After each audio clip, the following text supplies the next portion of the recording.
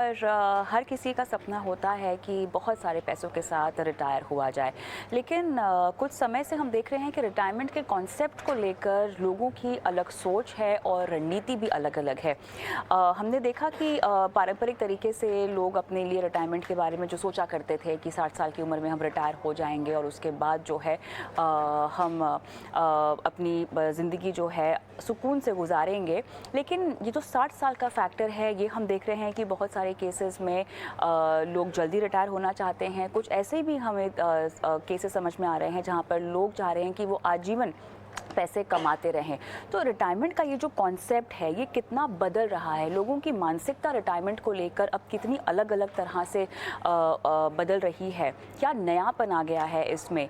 इस पर हम विस्तार से बात करते हैं। Arnab Pandya, founder money edu school हमारे साथ है। हेमंत उस्सिकी, सीईओ वाइस इन्वेस्ट भी हमारे साथ है। आप दोनों का स्वागत है इस खास पेशकश में। तो जैसा कि मैं दर्शकों को समझा रही थी कि रिटायरमेंट का एक कॉन्सेप्ट, जैसा पहले लोग कहते थे कि एक हम घर ले लेते हैं और बाद में उसमें से जो हमारी रेंटल इनकम होगी वो एक रिटायरमेंट की बाद की कमाई का जरिया होगा, उसमें बदलाव आता हुआ दिखाई दे रहा है। अर्ली रिटायरमेंट के जो ट्रेंड है, हमने देखा है कि लोग उसको आजकल अपना रहे हैं। अगर मैं एक मानसिकता समझना चाहूँ, या हम, क्योंकि आप लोग बहुत क्लाइंट्स के साथ बात करते हैं और अलग अलग जगह के आपके क्लाइंट्स होते हैं, भारत में बड़े शहर, छोटे शहर, विदेशों में भी आपके क्लाइंट्स होते हैं। तो अर्नब जी, किस तरह से रिटायरमेंट की सोच को लेकर और इस लक्ष्य को लेकर लोगों की मानसिकता में बदलाव आ रहा है? देखिए, जब भी हम रिटायरमेंट की बात करते हैं तो हमारे सामने एक ट्रेडिशनल मीन्स ऑफ रिटायरमेंट आता है, जहां पर लोग 25-30 साल काम करते हैं, फिर काम छोड़ देते हैं और फिर उसके बाद अपना बाकी का जो जीवन है वो उस काम किए गए समय की कमाई पे वो अ, अपने एक्सपेंसेस वहां से चलाते हैं। लेकिन धीरे धीरे करके हमने ये भी देखा है कि अलग अलग लोग के रिटायरमेंट की प्रति जो अपनी सोच है वो बदल रही है। एक जो नया जनरेशन, फॉर एग्जाम्पल, उनका एक ऐसा बड़ा वर्ग है उस जनरेशन में जो ऐसा चाहता है कि वो बहुत मेहनत करे और एक समय के बाद वो काम ही ना करे, यानी कि एक अर्ली रिटायरमेंट के बारे में सोच ले। दूसरा एक ऐसा वर्ग है जो ये सोचता है कि पहले कुछ समय के लिए वो अपने कमाई के लिए काम करेंगे और फिर उसके बाद काम तो जरूर करेंगे, लेकिन वहां पर कमाई हो ना हो, वो अपने इंटरेस्ट के लिए, शौक के लिए जो करना चाहते हैं वो करेंगे। वो इन अ सेंस, ये फाइनेंशियल दृष्टि से हम देखें तो इसे भी एक फॉर्म ऑफ रिटायरमेंट आ जाता है। आप काम कर रहे हैं लेकिन जो सीरियस इनकम आपको होनी चाहिए वो शायद आपको नहीं हो रही है। और तीसरा एक ऐसा वर्ग भी है जो ऐसा सोचता है कि जब तक हम काम कर सकते हैं तब तक हम काम करेंगे, उसमें इनकम भी आएगी और फिर जब हम चाहे तब भी हम काम रोक सकते हैं, यानी उनके लिए कोई डिफाइंड रिटायरमेंट एज नहीं है। तो ऐसा हो सकता है कि वो 60 साल के बाद भी काम करते रहे, लेकिन मान लीजिए कि वो 63 64 में ऐसा उनके मन में आता है कि अब मुझे काम नहीं करना, तो वो छोड़ भी सकते हैं। तो ये तीनों प्रकार के जो केसेस है, उसके लिए एक स्पेसिफिक तरह की फाइनेंशियल प्लानिंग चाहिए, क्योंकि जिस प्रकार का आप एक्शन लेना चाहते हैं, तो आपका overall retirement corpus, retirement planning ऐसा होना चाहिए कि वो इसे सपोर्ट कर सके। क्योंकि आप 2 फैक्टर्स के साथ जूझ रहे हैं। पहली बात ये है कि जो एवरेज एज ऑफ लिविंग है वो बढ़ रही है, यानी कि आपको एक ज्यादा समय के लिए प्लानिंग करनी पड़ेगी। दूसरी बात ये है कि अगर आप जल्दी काम छोड़ देते हैं तो उससे और प्रेशर आता है, क्योंकि आपका जो रिटायरमेंट या नॉन अर्निंग पीरियड है वो इतना हो जाता है कि आपका corpus, without it being diminished या विदाउट इट रनिंग आउट, आपको अपने पूरे बाकी के जीवन के लिए ये कॉर्पस आपको इनकम देनी चाहिए। तो ये 3 प्रकार है और उसके लिए आपको अलग सी प्लानिंग करनी पड़ती रिटायर करने के बारे में सोच रहे हैं उसके लिए आपको करनी ही पड़ेगी, लेकिन हेमंत जी क्या इस तरह की रिटायरमेंट सही है? मेरे ख्याल से ये बहुत ही सब्जेक्टिव और बहुत ही इंडिविजुअलिस्टिक सवाल हो जाएगा, क्योंकि हर किसी की अपनी एक ज़िंदगी बिताने की तमन्ना होती है। बट ऑब्वियसली फाइनेंशियली आप कितने सही हैं, कितने स्ट्रॉन्ग ग्राउंड्स पे है, ये कंसिडर करना बहुत ज़रूरी होता है, क्योंकि रिटायरमेंट एक ऐसा समय होता है जहाँ पर अगर आपकी कोई रेगुलर इनकम नहीं है तो प्लानिंग की बहुत सख्त ज़रूरत है। लेकिन ये जो ट्रेंड्स हम देख रहे हैं ये कितने सस्टेनेबल हैं? ठीक है, हम मान लिया हमने कि अच्छी प्लानिंग की ज़रूरत है और फाइनेंशियली आपको अपनी स्थिति को देखते हुए रिटायरमेंट का निर्णय लेना चाहिए, खासतौर से अगर ये अर्ली रिटायरमेंट जैसी कोई बात है। बट इस तरह का बदलाव क्या सही है? किस दिशा में हम जा रहे हैं रिटायरमेंट में इस बदली हुई सोच को लेकर, हेमंत जी? जी, कविता आई थिंक बिल्कुल ठीक है।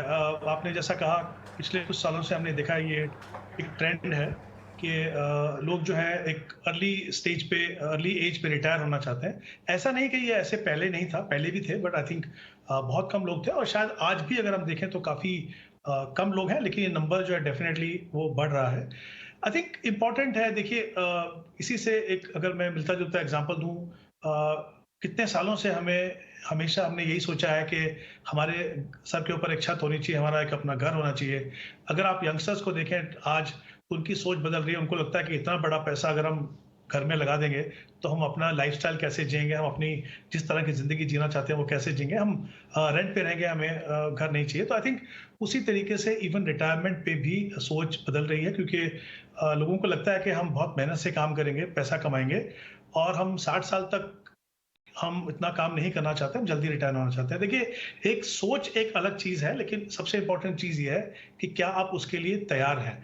और मैं बेसिकली मेंटली प्रिपेयर्डनेस की तभी आप सोच रहे हैं, लेकिन यहाँ पे बात कर रहा हूँ मैं फाइनेंशियली, अगर क्या उसके लिए आप तैयार हैं कि नहीं। तो जाहिर सी बात है, कुछ चीज़ों का आपको ध्यान रखना होगा। आप ऐसा सिर्फ ये विशफुल थिंकिंग लेके नहीं चल सकते कि मुझे इस स्टेज पे रिटायर होना है। आपको ये देखना होगा, उसके लिए तैयारी करनी होगी। चाहे आप 40 साल की उम्र में रिटायर होना चाहते हैं या आप 50 साल की उम्र में रिटायर होना चाहते हैं, उसके लिए आपको तैयारी करनी होगी। यानी आपको जो रिटायरमेंट के लिए जो पैसा चाहिए वो तो चाहिएगा, राइट? उसके लिए जितना जल्दी हो सके अपनी इन्वेस्टमेंट को आप शुरुआत करेंगे। आपकी जो इन्वेस्टमेंट का जो सेविंग का जो पैटर्न है, वो एक पहली बात, एक तो वो सेविंग और इन्वेस्टमेंट एक हैबिट बननी है। दूसरा, आपकी जो इनकम है उसका काफ़ी बड़ा पोर्शन जो है वो आपकी इन्वेस्टमेंट में जाना चाहिए। तीसरा, जैसे हम पहले देखते थे कि इन्वेस्टर चाहते थे कि हम बहुत ट्रेडिशनल तरीके से इन्वेस्ट करें, क्योंकि सेफ्टी बहुत पैरामाउंट थी उस समय पे, वो आज भी है। लेकिन अगर आप अर्ली रिटायरमेंट देखना चाहते हैं तो फिर आपको ये भी देखना पड़ेगा कि आप किस तरह के इंस्ट्रूमेंट में आप इन्वेस्ट कर रहे हो, क्या आपने अपने आप को प्रॉपरली इंश्योर्ड किया है। और एक इम्पॉर्टेंट चीज़ ये है कि अगर आप जल्दी रिटायर होना चाहते हैं तो आप क्या करना चाहते हैं। ऐसा नहीं हो सकता कि आप सोचें कि हम चलिए कहीं भी घूमेंगे, कहीं भी कुछ करेंगे, उससे ज़िंदगी नहीं कटती है। डेफिनेटली कहीं न कहीं आपको सोचना होगा कि आपको करना क्या है। अगर मान लीजिए आपकी कोई हॉबी है, उसको आप परस्यू करना चाहते हैं, तो आपको ये देखना चाहिए कि क्या उसको हम ऐसा कुछ कर सकते हैं कि उसका मोनेटाइज करें, यानी उससे हमें इनकम भी हो। तो एक तरफ तो हमने जो कॉर्पस बनाया वो है, दूसरी तरफ जो हमारी हॉबी है, जो हम करना चाहते हैं, क्योंकि जब हम प्रॉपरली जब काम कर रहे हैं, पूरा फोकस हमारा करियर पे है, तो शायद उस समय पे ही करना पॉसिबल नहीं है। बट अगर हम चाहते हैं कि अर्ली रिटायरमेंट के बाद ये सब करें, तो बहुत इंपॉर्टेंट है हम ये देखें कि अपनी हॉबी जो जो इंटरेस्ट है उसको हम अगर मोनेटाइज कर सकें। तो अर्ली रिटायरमेंट, जैसा आपने बिल्कुल सही कहा, ये बहुत ही पर्सनल चीज़ है। अगर किसी को लगता है कि हमें जल्दी रिटायर होना है तो ठीक है, बट उसके लिए आपको फाइनेंशियली अपने आप को तैयार करना चाहिए। अच्छा, एक और कॉन्सेप्ट जो आजकल उभर रहा है, जहाँ पर लोग इसको अपने सेकंड चॉइस ऑफ करियर के तौर पर भी चूज़ कर रहे हैं अर्नब जी, वो ये है कि बहुत सारे लोग 40-45 के बाद जब अपनी वर्किंग करियर में से वो काफ़ी पैसे इकट्ठा कर लें, या कम से कम उतना कॉर्पस बना लें कि अपना कोई व्यवसाय शुरू करें, अपना स्टार्टअप शुरू करें, और उस फेज़ को भी वो कहते हैं कि ये हमारा रिटायरमेंट का फेज़ एक रह सकता है, जहाँ पर हमने एक सेटअप ऐसा तैयार कर लिया है जहाँ पर ज़िंदगी भर की जमा पूंजी हमने लगा दी है, और बाद में उस सेटअप में से जो हमारी कमाई होगी वो हमारी रिटायरमेंट अर्निंग होगी।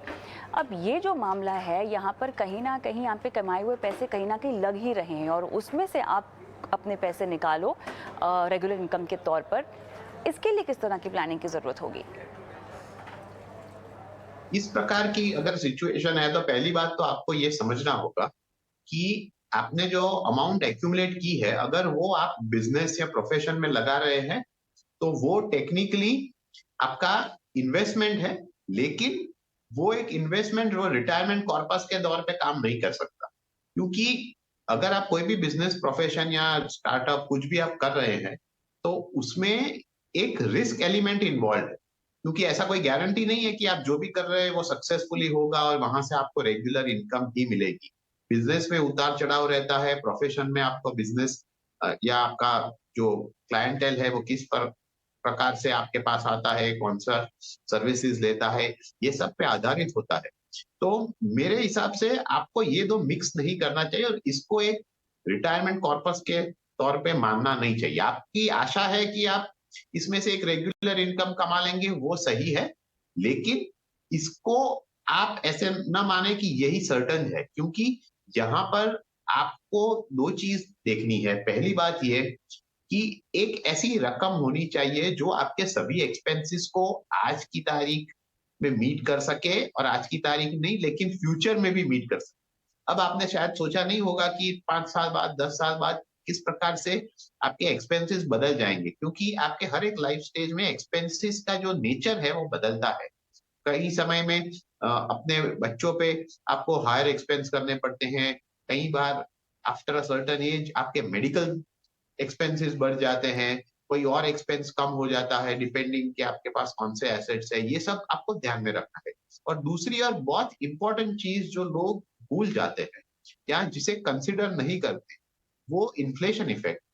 कि आज आपने जो भी सोचा है वो आज की तारीख में आपको शायद पर्याप्त लगे, लेकिन आगे जाते हुए क्या विल दिस बी इनफ, ये एक बड़ा प्रश्न होता है, क्योंकि आपको पता नहीं है कि किस प्रकार का इन्फ्लेशन आगे जाते आएगा। तो इस इन्फ्लेशन को फैक्टर इन करने के लिए आपको ऑलवेज एक कंजर्वेटिव अप्रोच लेना चाहिए और ये सोचना चाहिए कि मुझे इतने ज्यादा पैसे क्या मैं रेगुलरली अपने कॉर्पस से मेरे पास क्या आएंगे या नहीं। तो ये बहुत इंपॉर्टेंट चीज है और इन्फ्लेशन इफेक्ट ही है एक बड़ी कारण होती है जब जिसके वजह से काफी लोगों को परेशानी होती है, क्योंकि रिटायरमेंट का आपने सोच लिया, आपने एक कॉर्पस भी जमा कर लिया, आपको बहुत अच्छा लग रहा है कि ये इनफ है, लेकिन 7 साल 8 साल बाद जब ये आपको तब रियलाइज होगा कि ये इनफ नहीं है, तब उसके बाद उसको ऐड करने के लिए डिफिकल्ट हो जाएगा अगर आपने काम छोड़ दिया है या आप कुछ नहीं कर रहे। तो ये एक इंपॉर्टेंट चीज है। और अपने बिजनेस या प्रोफेशन को ऐसा ना मानिए कि ये रिटायरमेंट है, क्योंकि आप काम कर रहे हैं, आपको इसमें प्रेशर तो रहेगा ही कि इसमें से इनकम जनरेट हो, और इससे भी आपको आगे जाते हुए सेविंग्स करना ही पड़ेगा। तो ये कंसेप्ट को मिक्स ना करें और इससे अपना जो पूरा गोल और प्लानिंग है वो अलग से रखें। हेमंत जी, यहाँ पर क्योंकि रिटायरमेंट की बात हो रही है तो ऐसे में इन्वेस्टमेंट्स पर तो फोकस करना बनता ही है, लेकिन इसके अलावा सही तरीके का इंश्योरेंस और सही तरीके का लाइबिलिटी कवर भी आपके पास होना चाहिए। बहुत ही इंपॉर्टेंट एस्पेक्ट है कि अगर हम मान लीजिए अभी भी अगर अर्ली रिटायरमेंट की अगर हम बात कर रहे हैं, तो जैसा मैंने पहले कहा, पहली बात सबसे इंपॉर्टेंट चीज़ ये है कि आपको एक बड़ा कॉर्पस बनाना है। और दोनों चीज़ें इंपॉर्टेंट है। एक तो कॉर्पस बनाने के लिए जैसा मैंने पहले कहा कि इसमें फिर अगर आप, जैसा मैंने कहा कि एक तो आपकी जो सेविंग है वो काफ़ी एग्रेसिव होनी चाहिए और फिर जो आपकी इन्वेस्टमेंट है वो भी एग्रेसिव होनी पड़ेगी, क्योंकि कहीं ना कहीं आपको positive real rate of return कमाना है। ट्रेडिशनल ऑप्शंस में अगर आप एफडी, स्मॉल सेविंग्स और इस तरह के इंस्ट्रूमेंट में पैसा लगाएंगे तो आप वहां पे जितना कॉर्पस आप बनाना चाहेंगे वो बना नहीं पाएंगे। तो एक तो ये हो गया। दूसरी बात, तो कॉर्पस बनाने के बाद जब आप एक डिसीजन लेते हैं कि अभी हमें रिटायर होना है और अभी चाहे हम कुछ भी करें, कहीं ना कहीं एक इंपॉर्टेंट एस्पेक्ट ये है कि हमारा जो इन्वेस्टमेंट का एक हिस्सा है वो हमारे लिए वो रेगुलर इनकम जनरेट करे। चाहे आप, जैसा मैंने कहा, आपको अपनी हॉबी या इंटरेस्ट को मोनेटाइज करें या आप कोई बिजनेस शुरू करना चाहें, उसके बारे में तो हमने बात की। बट कहीं ना कहीं जो इन्वेस्टमेंट होगी उसके बाद भी रेगुलर इनकम जनरेट करने के लिए भी वहां पे आपको ध्यान रखना पड़ेगा दो चीजों का। एक ये कि उसके बाद भी वो पैसा ग्रो करता रहे, क्योंकि जब आप अर्ली रिटायर होते हैं तो जैसा हमेशा हम कहते हैं कि रिटायरमेंट के बाद आपकी लाइफ स्पैन कितनी है वो बोलना बहुत ही मुश्किल है। और हमने देखा कि एवरेज एज जो है वो बढ़ रही है। तो कहीं ना कहीं आपको जितना आपने पैसा कमाया जितने साल, उससे कहीं ज्यादा साल आपको अपने लिए इनकम जनरेट करनी है इस कॉर्पस से, तो उस समय पे भी आपको ऐसी इन्वेस्टमेंट करनी होगी जहाँ पे ग्रोथ भी मिले, आपको रेगुलर इनकम भी मिलती रहे। जैसे हम हमेशा कहते हैं कि जो म्यूचुअल फंड में सिस्टमैटिक विड्रॉल प्लान है, टैक्स एफिशिएंट है, मार्केट लिंक प्रोडक्ट में होते हुए ग्रोथ के साथ भी आपको रेगुलर इनकम मिल सकती है। तो कहीं ना कहीं दोनों स्टेज पे, एक्यूमुलेशन पे और जो डिस्पर्सल स्टेज जो है, दोनों स्टेज पे आपको इन्वेस्टमेंट का ध्यान रखना है। इंश्योरेंस ऑफ कोर्स बहुत ही इंपॉर्टेंट एस्पेक्ट है, वो हेल्थ इंश्योरेंस हो, लाइफ इंश्योरेंस ऑब्वियसली, क्योंकि जैसे हम जानते हैं कि लाइफ इंश्योरेंस का पर्पस वही है कि अगर कोई अनफॉर्चुनेट इंसिडेंट होता है तो जो भी आप पे फाइनेंशियल डिपेंडेंट है उनको कोई फाइनेंशियली कोई प्रॉब्लम ना हो, तो वो इंश्योरेंस तो ऑफ कोर्स हमेशा मेरा ये मानना है कि रिटायरमेंट से पहले और रिटायरमेंट के बाद भी जो रिस्क मैनेजमेंट का जो इंपॉर्टेंट हिस्सा है, चाहे वो इमरजेंसी फंड हो, चाहे वो इंश्योरेंस हो, वो तो हमेशा एक इंपॉर्टेंट एस्पेक्ट रहेगा। आई थिंक जो बेसिक प्रिंसिपल्स हैं, चाहे आप अर्ली रिटायरमेंट लें, चाहे आप ट्रेडिशनल एज पे रिटायरमेंट लें, वो चेंज नहीं होते हैं। बट इंपॉर्टेंट ये है कि आपको दोनों तरीके से रिटायरमेंट कॉर्पस बनाने के लिए और उसके बाद इनकम जनरेट करने के लिए अपने आप को इक्विप करना पड़ेगा कि आपके पास वो वेयर विदॉल है, आपके पास वो नॉलेज है, आपके पास वो अंडरस्टैंडिंग है कि किस तरीके से आप इनकम को जनरेट कर पाएंगे। चलिए, तो रिटायरमेंट की सॉलिड तैयारी, किसी भी एज में रिटायर करने का आपका इरादा हो, बहुत ज़रूरी है कि आपकी प्लानिंग दुरुस्त होनी चाहिए। और इसी नोट पर हम चर्चा को यहीं रोकते हैं, एक छोटा सा ब्रेक लेते हैं और ब्रेक के बाद शो का जो आखिरी पड़ाव है दर्शकों के साथ जुड़ने का, उसकी हम शुरुआत करेंगे। ब्रेक पर मैं जाऊँ उससे पहले एक नंबर आपकी स्क्रीन पर छोड़े जा रही हूँ, जो हमारा व्हाट्सएप नंबर है। बनो अपना फाइनेंस मिनिस्टर पे हम आपके पोर्टफोलियो से जुड़े सवाल भी लेते हैं और लगातार आपके सवालों का इंतज़ार रहता है। 9619873567 इस नंबर पर आप अपने सवाल हम तक पहुंचा सकते हैं। मिलती हूँ आपको ब्रेक के बाद।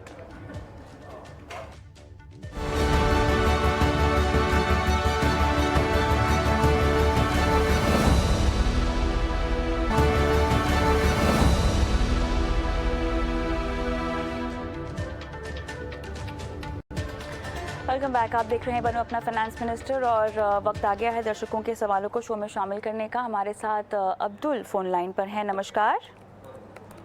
नमस्कार जी, कैसे हैं आप? बस ठीक है। बताइए, आपका सवाल आपने हमें भेजा है। लमसम इन्वेस्टमेंट करना है हमें।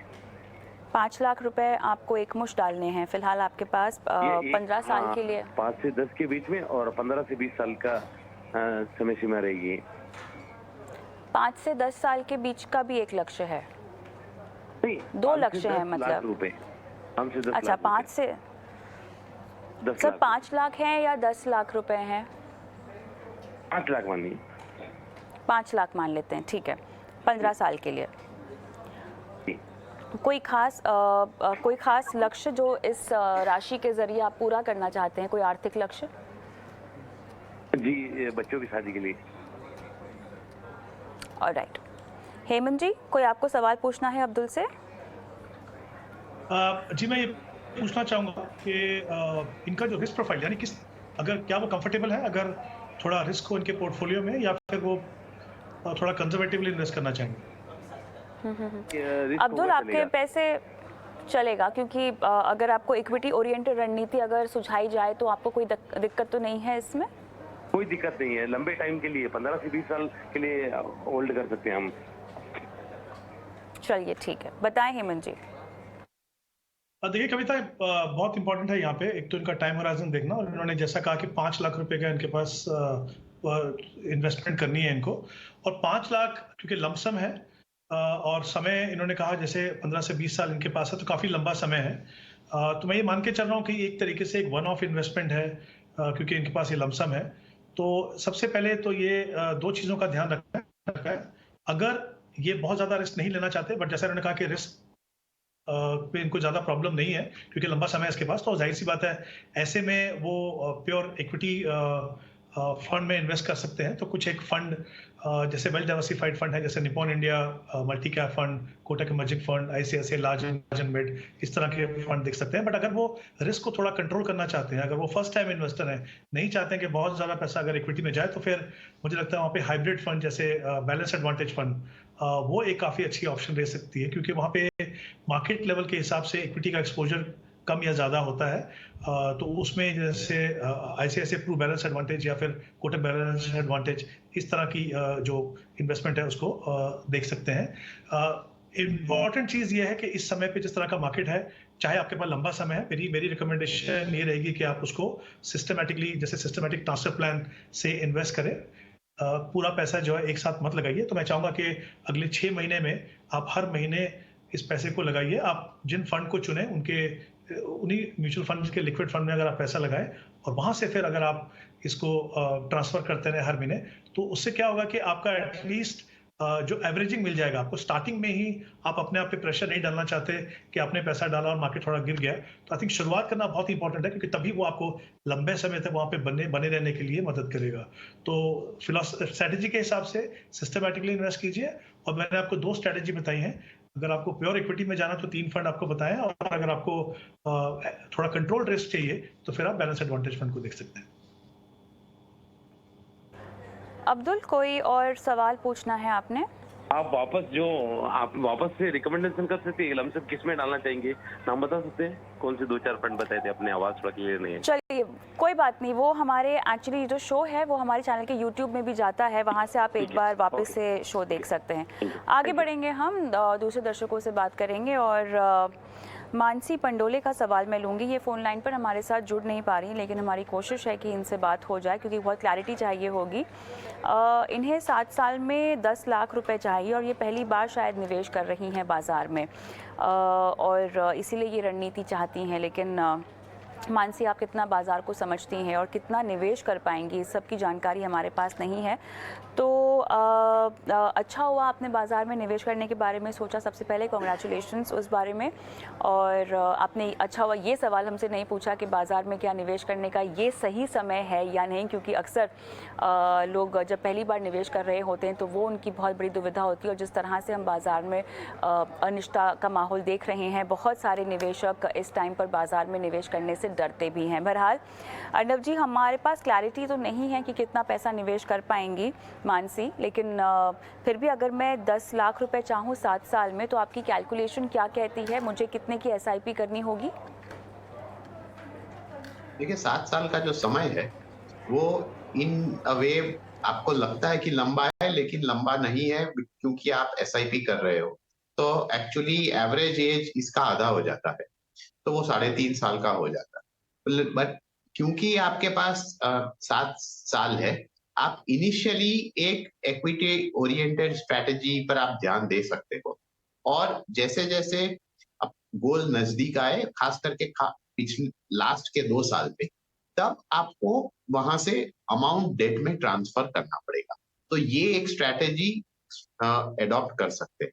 अब दूसरी बात आती है कि इन टर्म्स ऑफ अमाउंट कितना चाहिए। मेरे हिसाब से अगर आप अराउंड 8,000 पर मंथ का निवेश कर रहे हो, तो आपका गोल अचीव हो जाएगा, क्योंकि यहाँ पर जो टारगेट दिया हुआ है वो बहुत बड़ा नहीं है और आपके पास इफेक्टिवली काफी समय है। तो ये 2 चीज इंपॉर्टेंट हो जाती है। लेकिन इस प्रकार के इन्वेस्टमेंट में आपको ये ध्यान में रखना चाहिए कि यहाँ पर जो अर्निंग्स होगी वो लीनियर अर्निंग्स नहीं होगी, यानी कि आपको हर साल सेम अमाउंट या एक रेगुलर इनकम की तरह से आपको देखने को नहीं मिलेगा। क्योंकि जब आप इनिशियली एक पोर्टफोलियो क्रिएट कर रहे हो और वहां पर इक्विटी का आपका रुझान ज्यादा है, तो उसको आपको एक समय देना पड़ेगा ग्रो करने के लिए। दूसरी बात यह है कि यहाँ इस प्रकार के अप्रोच में एक रिस्क ये भी रहता है कि जब आपका समय आ जाए पैसा निकालने के लिए, अगर तब मार्केट कंडीशंस वीक हो, तो फिर आपके उस समय के पोर्टफोलियो में इम्पैक्ट हो सकता है। तो इसीलिए आपको एक एंड डेट तक, जब आपको गोल अचीव करना है, तब तक आपको अपना समय के लिए उसको वेट नहीं करना है। लेकिन 2 साल पहले से ही पार्टली अमाउंट आपको सेफ इन्वेस्टमेंट यानी कि डेट इन्वेस्टमेंट की ओर ट्रांसफर कर देना। तो अगर आप ये चीजें ध्यान में रखते हैं और तुरंत ही शुरुआत कर देते हैं, तो जो अचीव करना है गोल वो काफी आसान हो जाएगा। अच्छी बात यह है कि जो रकम इनको चाहिए वो बहुत बड़ी नहीं है, तो इसीलिए जो अमाउंट जो निवेश करना है वो भी थोड़ा कम है, तो वो अचीवेबल हो सकता है। लाइन पर हमारे साथ नहीं है, वरना कुछ और सवाल इनके बिहाफ पर पूछे जा सकते थे। बहरहाल उम्मीद करते हैं कि ये शो यूट्यूब पर देख लें और अपने लिए सलाह नोट डाउन करें। रौनक कुमार मेरे साथ फ़ोन लाइन पर है। रौनक नमस्कार, हाउ आर यू? रौनक, चलिए रौनक से फिर से बात होगी। रौनक, आपको मेरी आवाज़ आ रही है? हाँ, हेलो। रौनक जी, मुझे आपकी आवाज़ आ रही है। थैंक यू सो मच, आपने अपना सवाल हमें भेजा। हाँ। आपने अपनी इन्वेस्टमेंट की शुरुआत कब से की है? आप केवल 24 साल के हैं और आपने 25,000 रुपये निवेश किए हैं एफडी में। उसके अलावा आपने कैनरा बैंक को मैं 25,000 पर मंथ कर रहा हूँ ऑलमोस्ट। 25,000 पर मंथ आप बैंक एफडी कर रहे हैं। उसके अलावा आपकी 2 एसआईपी चल रही हैं, एक टैक्स सेवर फंड में, एक फ्लेक्सी कैप में, है ना? हाँ। 15 साल के बाद आपको कितना इकट्ठा करना है? 15 साल के बाद इतना हो जाएगी एक प्रॉपर्टी और बच्चे के एजुकेशन के लिए, तो उस हिसाब से। चलिए, एनपीएस में भी आपने पैसे डाल रखे हैं, 11,000 रुपये हर महीना आप डाल रहे हैं। अच्छा, एक टैक्स सेविंग फंड आपके पास है, एक और चाहिए? नहीं, ये टैक्स सेविंग फंड अच्छा है या फिर इसका कोई और ऑप्शन है क्या? कितने साल से निवेश कर रहे हैं इन 2 फंड्स में? अभी पिछले साल अप्रैल से कर रहे हैं, लास्ट ईयर में, यही इस फाइनेंशियल ईयर अप्रैल से। अच्छा, अगर ये एफडी आपको रोकने को कहा जाए और ये पैसे आपको इक्विटी में डालने को कहा जाए तो चलेगा आपको? हाँ। ओके, चलिए ठीक है, बताते हैं कि आपको क्या करना चाहिए। हेमंत जी, थोड़ी सी लक्ष्यों में क्लैरिटी की ज़रूरत है। मैं जानती हूँ कितना इनको कॉर्पस इकट्ठा करना है, उसको लेकर हम शायद इनको समझाइश दे सके, लेकिन ओवरऑल अच्छी बात यह है कि इनकी सैलरी 60,000 की है, फिर भी ये जो अमाउंट निवेश कर रहे हैं, बचा पा रहे हैं, वो काबिल तारीफ़ है।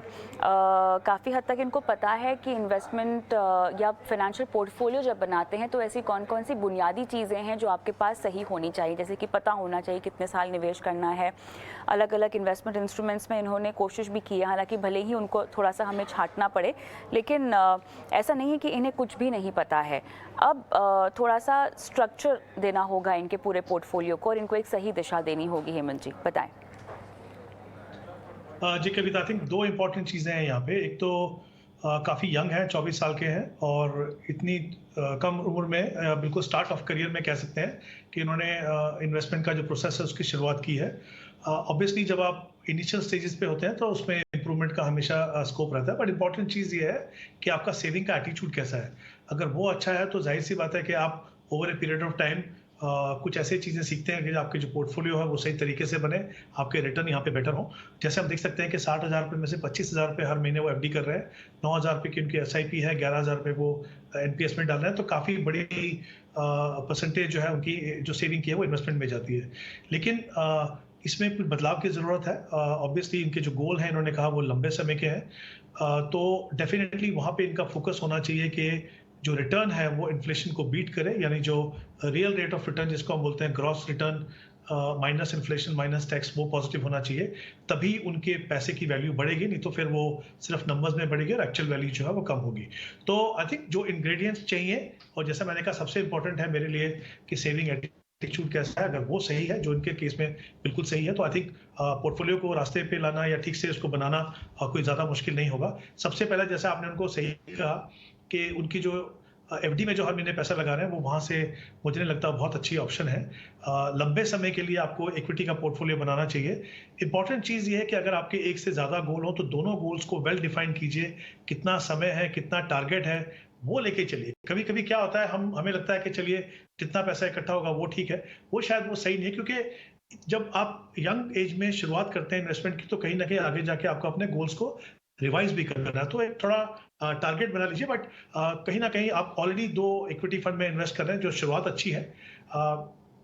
टैक्स सेविंग में कैनरा रबैको टैक्स सेवर एक डिसेंट फंड है, अच्छी परफॉर्मेंस है उसकी, बट फिर भी अगर आप चाहें कि दूसरा फंड उसमें शामिल करना तो फिर मैं रिकमेंड करूंगा आपको आईडीएफसी टैक्स एडवांटेज फंड।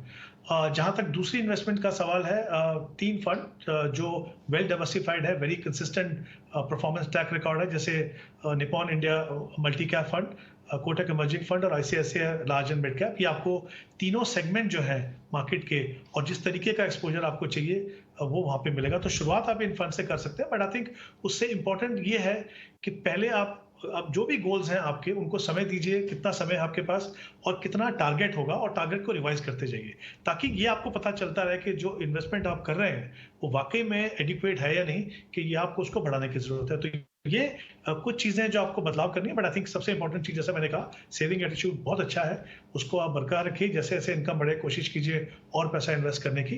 तो आई थिंक शुरुआत बहुत अच्छी है, सिर्फ एलोकेशन थोड़ा चेंज करना है और डिसिप्लिन लेके आना है और सही एसेट एलोकेशन में जाना है। द बेस्ट रौनक। अशोक मित्तल मेरे साथ क्या फोन लाइन पर हैं? अशोक जी नमस्कार। जी जी, कैसे हैं सर आप? फाइन जी, कैसे हैं सर, क्या हालचाल? बहुत बढ़िया है जी, बहुत बढ़िया है जी। और राइट सर, आपने SBI Magnum constant maturity fund में 5 लाख रुपए डाले हैं, एनपीएस में आपका निवेश चल रहा है 50,000 का। SBI Magnum constant maturity fund में आपने लगभग 9.5 लाख रुपए डाले हैं। अभी ये जो निवेश जी, है जी। सर, जी, ये बताएं, ये जो निवेश है आपका, इसमें से आपकी मंशा क्या है, क्या करना चाहते हैं इस इन्वेस्टमेंट से सर? ऐसे है मैम कि जैसे एसबीआई कांस्टेंट मैच्योरिटी फंड है, अब तो 2 साल से कोई रिटर्न उसमें आ नहीं रहा है। वैसे तो क्योंकि मैंने काफी टाइम पहले लगाया था, आज की डेट में 2-2.5 लाख रुपए उसमें प्रॉफिट है, गेन है, पर आगे 2 साल से कोई रिटर्न नहीं आता। मैं चाहता था कि जिससे मुझे टैक्स भी कम लगे, मुझे कहाँ शिफ्ट करना चाहिए इस पैसे को, जिससे कम से कम 8-9% रिटर्न आ जाए, because I am a retired person. Alright. तो एक, हाँ जी हाँ जी। और सेकंड था जो मैग्नम फंड है, उसके अंदर भी रिटर्न बहुत स्लो आ रहा है। और थर्ड जो है एनपीएस टायर 2 में लगा रखा है। मैं चाहता था अगर मैं उसको निकालूं तो विड्रॉल पर टैक्स तो नहीं लगेगा, ये मेरी इनकम में तो नहीं ऐड हो जाएगा? ओके, ठीक है सर, चलिए बताते हैं आपको क्या करना चाहिए।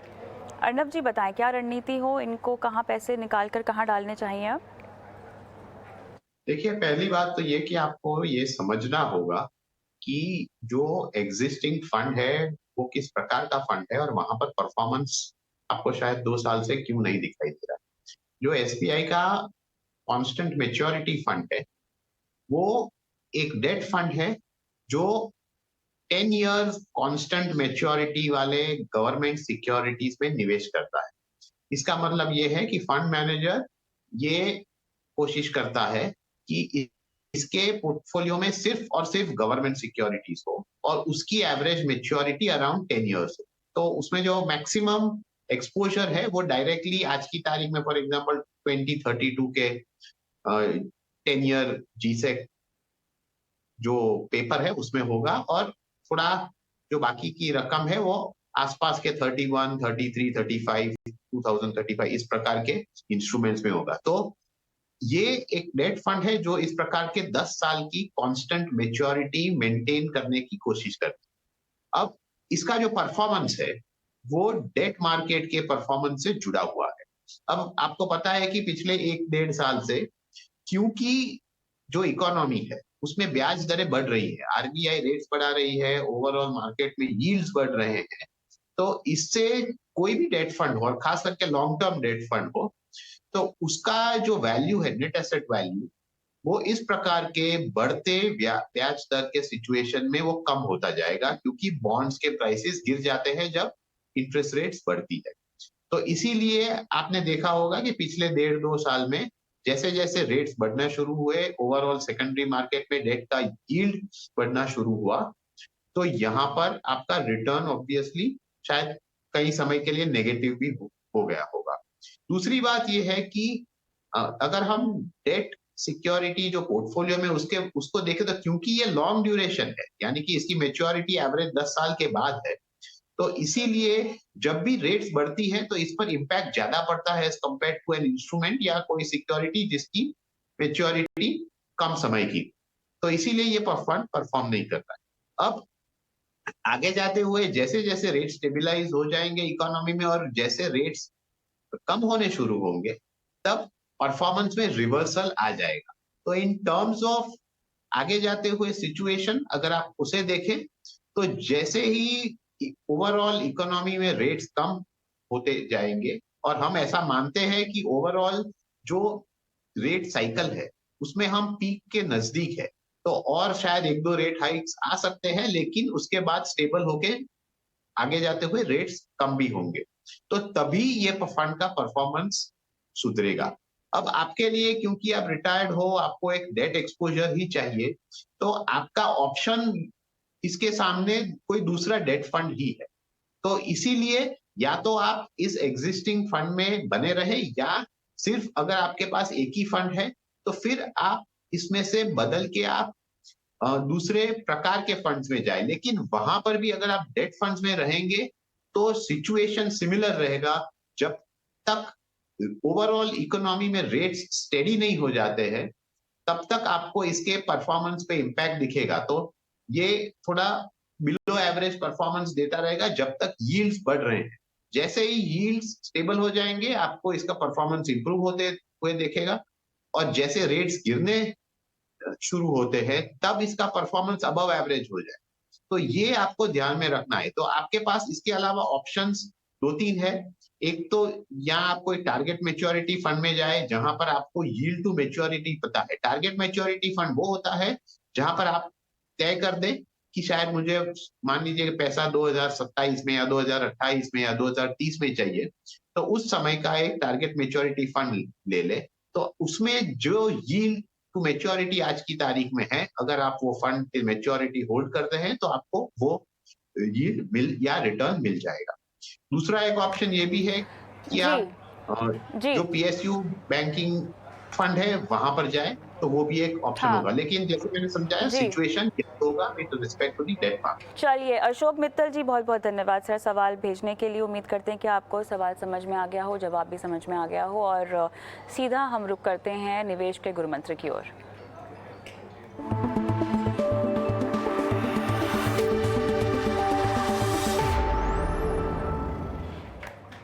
हेमंत जी बताएं, आपका गुरु मंत्र क्या है आज का?